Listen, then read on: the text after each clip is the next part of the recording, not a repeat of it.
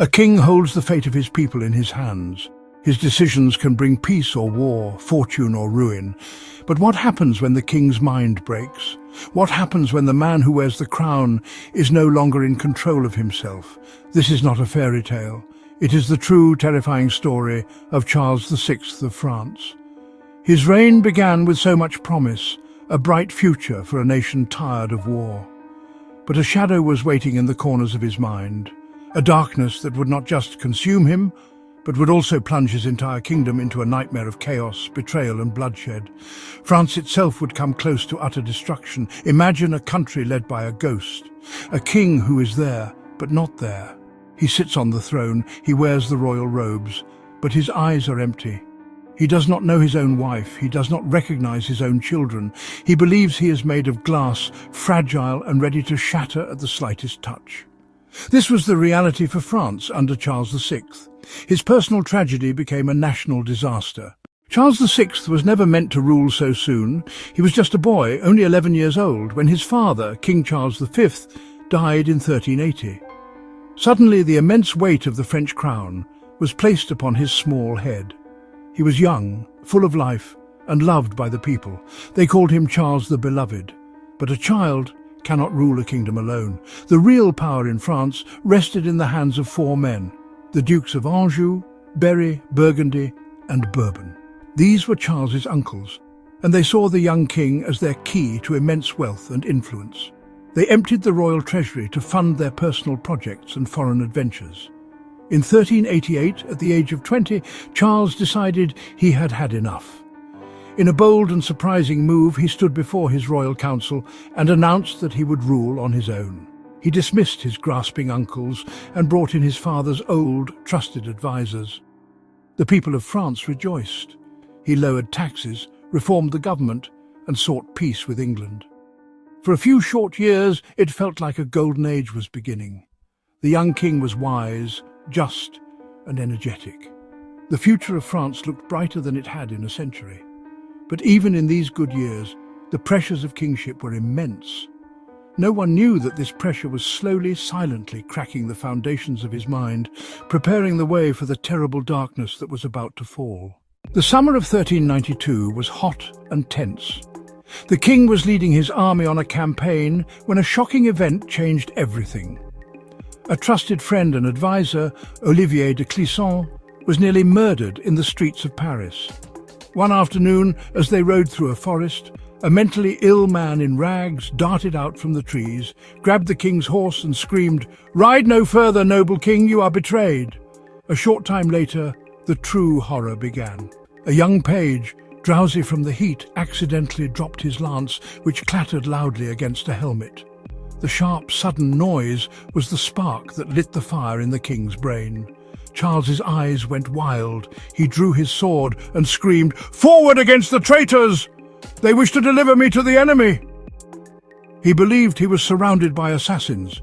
He charged at his own men, his own loyal knights and family members, slashing wildly with his sword. He killed 4 men, including a knight he dearly loved, before his chamberlain could wrestle him from his horse. The king fell into a deep coma, and no one knew if he would ever wake up. When Charles finally awoke, he was a different man. The confident, energetic king was gone. In his place was a confused and frightened soul. He did not know who he was. He did not recognize his wife, Queen Isabeau, or his own children. He had no memory of the violent attack in the forest. This was the first of many episodes that would plague him for the rest of his life. During his dark spells, he would run, howling like a wolf through the corridors of his palace. He would refuse to bathe or change his clothes for months. As Charles's illness worsened, his delusions became more specific and honestly even more bizarre. One of the most famous and tragic of these was his belief that he was made of glass. He was utterly convinced that his body was fragile and would shatter into 1,000 pieces if anyone touched him or if he fell. So he refused to let people come near him.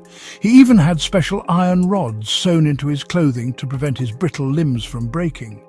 He would just sit perfectly still for hours on end, terrified that any sudden movement would cause him to crack. The king's madness created a dangerous power vacuum right at the very center of the French court. When Charles was lost in his delusions, someone had to rule in his place. But who? Two powerful figures emerged, each with their own ambitions. On one side was the king's younger brother Louis, the Duke of Orléans. He was handsome, charming, and close to the queen. On the other side was the king's formidable uncle, Philip the Bold, the Duke of Burgundy. The court split into two camps, one supporting Orléans and the other supporting Burgundy. The rivalry between Orleans and Burgundy wasn't just about politics, it was deeply personal. They hated each other. They competed for influence over the lucid moments of the king and for control of the royal treasury. Louis of Orléans was accused of using his influence with the queen to enrich himself, while John the Fearless, who became Duke of Burgundy after his father Philip died, saw himself as the true defender of the people and the kingdom. Every decision, every appointment, every royal decree became a battlefield. The government was paralyzed by their endless arguments, and the stability of France hung by a thread. This division wasn't just a problem for the nobles in Paris, it trickled down through the entire country. People were forced to choose sides. Were you for Orléans, or were you for Burgundy? The two dukes built up their own private armies and taxed the lands under their control to pay for them. France was effectively splitting into two separate realms, each ruled by a rival prince. The breaking point finally came on a dark night in November of 1407. Louis, Duke of Orléans, was leaving a visit with the Queen when he was ambushed in the streets of Paris. A gang of masked assassins leaped from the shadows, dragged him from his horse and brutally murdered him with axes and swords. The city was, understandably, horrified. The mastermind behind the murder was soon revealed. It was none other than his great rival, John the Fearless, the Duke of Burgundy. John didn't even try to hide his guilt. He openly confessed, claiming the murder was a justifiable act to save the kingdom from a tyrant.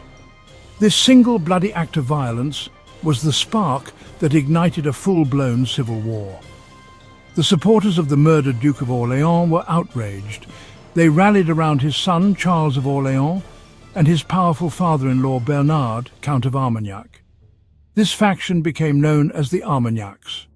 They swore vengeance against the Duke of Burgundy and his followers, who were known as the Burgundians.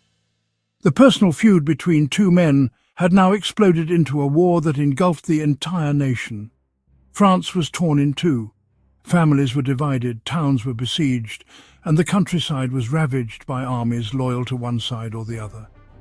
The king remained helpless, a prisoner of his own mind, while his subjects slaughtered each other in his name. The war was savage and cruel. Both sides committed terrible atrocities.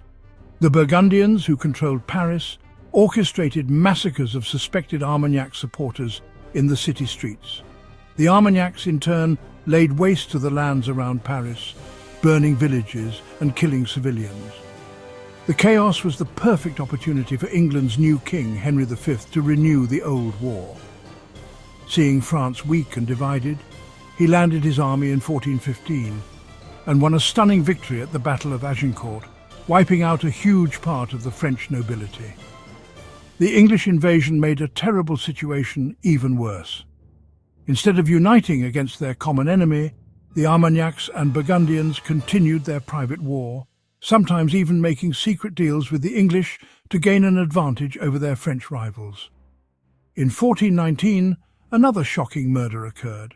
John the Fearless, the Duke of Burgundy, was himself assassinated by Armagnac supporters during what was supposed to be a peace negotiation.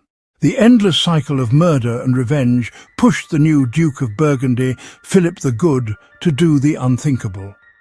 Seeking vengeance for his father's death, he made an alliance with King Henry V of England. Together, they forced the sick and confused Charles VI to sign the disastrous Treaty of Troyes in 1420. This treaty was, honestly, a complete surrender. It disinherited Charles's own son, the Dauphin Charles, and named Henry V of England as the rightful heir to the French throne. According to this document, when Charles VI died, France and England would be united under an English king. It was the ultimate humiliation. Charles VI, the beloved, died just 2 years later in 1422. He was 63 years old, but his mind had been lost for 3 decades. He actually outlived the English king, Henry V, by a few short months. At his funeral, the French people wept for the king they had once loved and for the broken kingdom he left behind. His long, tragic reign had seen France descend from a position of strength into a state of utter chaos.